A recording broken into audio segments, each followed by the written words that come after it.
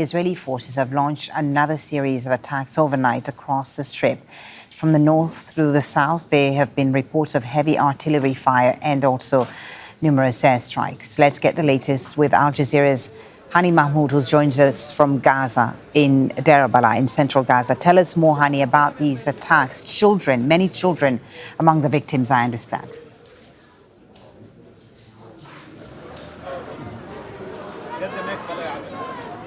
Yes, well, the confirmed reports we're getting right now are from a Zaytun neighborhood. That's the southern eastern part of Gaza City, where the Israeli military is conducting an incursion to the eastern part of the neighborhood of Salah ad-Din, to the western part of it, deepening its incursion under heavy coverage of heavy machine gun, fire from machine gun and artillery, as well as the tank shells and the dense presence of quadcopters that are chasing people from one neighborhood to another, from one street to another, pushing people to the western part of the city. This is not the first time we're seeing this particular neighborhood coming under attacks. It was repeatedly attacked in the past, and close to 75% of its public facilities, infrastructure, residential homes have either been severely damaged or completely destroyed. Just something that been feeding into the permanent displacement, as it deepening the sense of inability of going back to this particular neighborhood. The Israeli military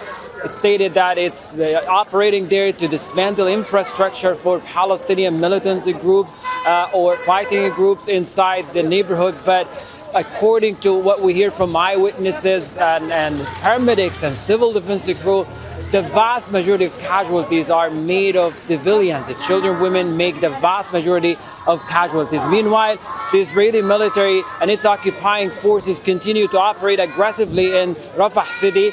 Almost the entire eastern area and the southern part of Rafah city, that's along the Philadelphi Corridor, is razed from agricultural land, from any remaining residential buildings. Heavy airstrikes took place at the central part of Rafah city. That's Al-Auda, a traffic circle. It used to be a very busy area, as well as Tel Sultan to the western part, and very close to Rafah Mawasi evacuation zone, where more people are pushed into internal enforced displacement. In the central area, the situations are not different.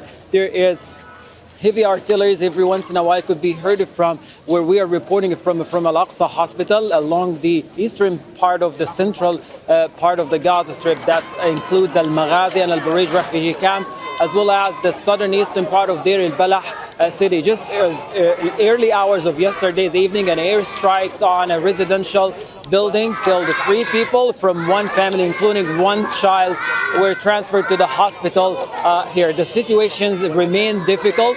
Not only we're seeing a surge in the attacks, despite all the contradictions or the talks about the tactical pause that seem to be very contradictory and misleading, the Israeli military continues to equally bomb the entire Gaza Strip.